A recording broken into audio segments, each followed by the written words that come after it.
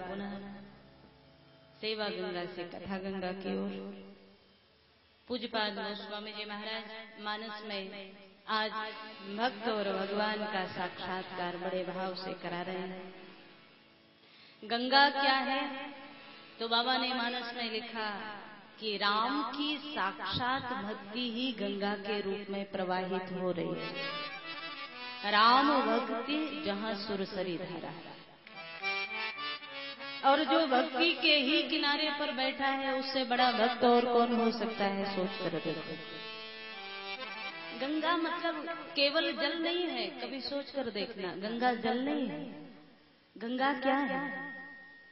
जब जब प्रेमी भक्त भगवान को पुकारने लगता है और उसके प्रेम में इतना एकाकारता आ जाए कि उसका संपूर्ण रोम रोम जल की तरह प्रवाहित होने लगे ईश्वर प्रेम में, वही भक्ति रूपी गंगा है। वही भगवान की साक्षात भक्ति गंगा, और गंगा के किनारे केवट। बाद में आज बाबा मानस में कहे, केवट ने 2 शब्दों में अपनी बात भगवान के सामने रख दी। महाराज, अगर पार जाना है तो वही पद पदुम पखारन कहो। आप चरण धोने के लिए कह दीजिए। भगवान ने धीरे से कहा कि इसका मतलब ये है, अगर दूसरी नाव होती तो हम उससे चले जाते, कोई और नाव है नहीं, इसलिए केवल तुम्हारी नाव है तो मजबूरी का लाभ तो नहीं ले रहे। भगवान ने मुस्कुरा करके केवट को संकेत किया। केवट हंस पड़ा। महाराज, अगर आपको ऐसा लगता है तो मैं आपको दूसरा रास्ता दिखा दूं। नाव तो केवल मेरी है गंगा में, और मेरी नाव से जाना है तो मेरी शर्त माननी पड़ेगी, लेकिन एक बिना किराए के, बिना फ्री में पार हो जाओगे ऐसा रास्ता दिखा दूं। भगवान बोले, कौन सा? केवट ने कहा, यही घाट से थोड़े दूर रहे कटिलों जल था दिखाई है जो। आप थोड़ा मेरे साथ चलिए, इस घाट के बगल में ही एक घाट है, और उस घाट से मुझे पता है कि बिल्कुल कमर कमर तक और कहीं घुटने घुटने तक जल है, आप आराम से पार हो जाएंगे। उसकी फकीरी देखें, उसका विश्वास देखें, ईश्वर की शक्ति पर, ईश्वर के भाव पर कितने बड़ी दृढ़ता। इसको एक बार भी नहीं लगा कि कोई और रास्ता बता दिया, और भगवान यदि चल पड़े तो ये तो रह जाएगा ना खड़ा हुआ। पर इसको भरोसा है, भगवान आते ही केवल भक्त के लिए है। इसको पता है, इसे पता है अगर भगवान उस रास्ते चले गए ना तो केवट को पता है, मैं समझ लूंगा ये मेरे भगवान थे ही नहीं, क्योंकि मेरे भगवान भक्त को छोड़कर नहीं जाता। रास्ता दिखा दिया तो भी भगवान खड़े हैं कि भैया एक बार और सोच ले। केवट बोला कि महाराज सोचना कुछ नहीं, आप अच्छा एक काम कर लो। केवट बोला, आप एक बार चरण धुलवा लीजिए, आप चरण धोने के लिए कह देंगे तो आपको सुविधा दे दूंगा, बगैर कोई पैसा लिए, बगैर उतराई लिए पार कर दूंगा। केवट बोला। भगवान ने सिर पकड़ा, लो, संसार भर के लोग हमारे सामने मांगने को लाइन लगाकर खड़े होते हैं, ये मांगता तो है ही नहीं, ऊपर से कहता है आपको दे दूंगा, फ्री में पार कर दूंगा, लेकिन बगैर चरण धोए पार नहीं करूंगा। केवट बोला, पद कमल धोय चढ़ाय नाग, ननाथ उतराई चहो।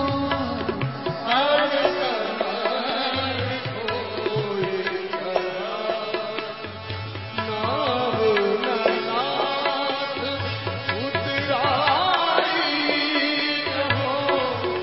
पद कमल धोय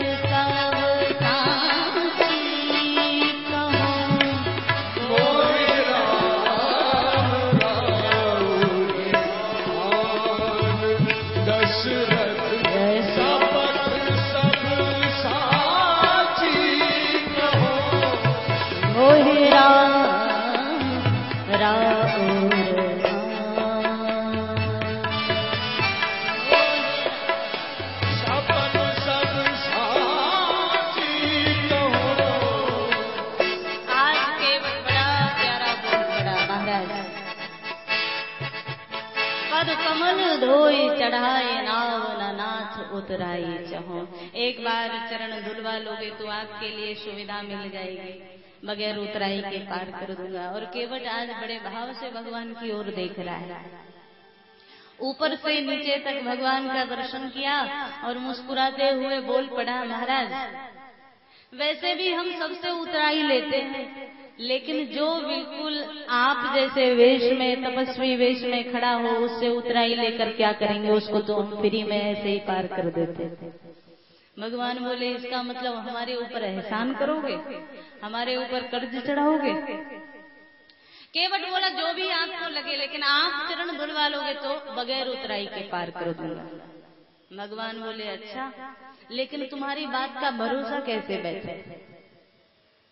केवट ने कहा, अगर मेरी बात का भरोसा नहीं तो मोहि राम राउर आन, आपकी ही आन खाता हूँ, आपकी ही सौगंध खाता हूँ, आपसे उतराई नहीं लूंगा। भगवान से बोले। अब भगवान इससे ज्यादा कुछ कह पाते इससे, तब तक भगवान के चेहरे को देखा और बोला, अभी भी भरोसा नहीं बना तो आपके पिता महाराज दशरथ की सौगंध खाकर कहूँ, आपसे बिल्कुल उतराई नहीं लूंगा। और जब महाराज दशरथ की सौगंध खा गया तो लक्ष्मण जी खड़े हैं बगल में, भगवान के सामने आए। महाराज, इतने छोटे से व्यक्ति को इतनी बड़ाई दे दे, ये आपकी सौगंध खा रहा है, हमारे पिताश्री की सौगंध खा रहा है, जरा सा व्यक्ति। भगवान को कहा, अब इससे हम निपटते हैं। भगवान ने कहा, ठीक है। लक्ष्मण आए सामने, कंधे पर से धनुष उतारा, धनुष पर बाण चढ़ाया और आज केवट के बिल्कुल सामने लक्ष्मण खड़े हैं।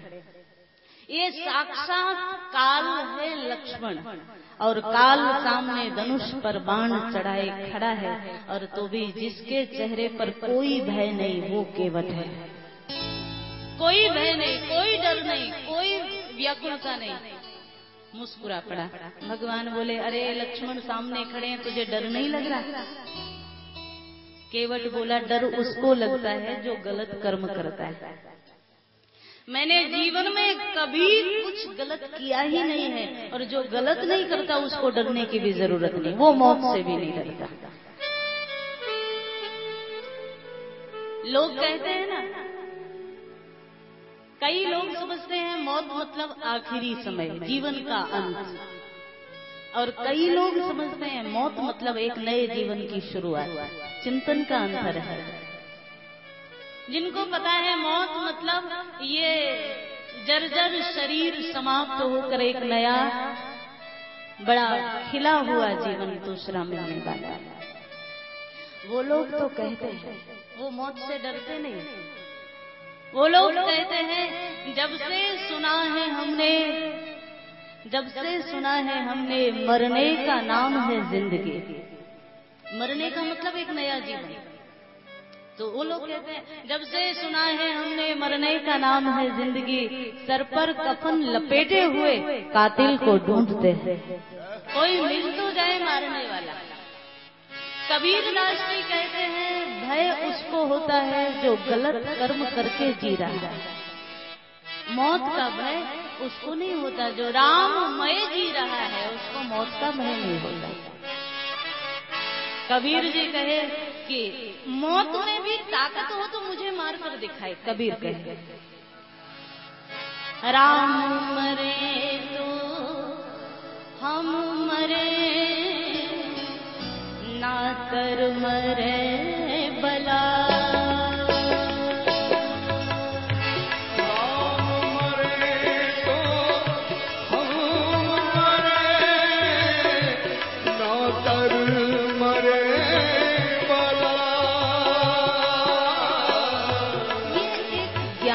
शब्द निकल रहे हैं, सोच कर देखो, क्या हम उसी राम की संतान नहीं है?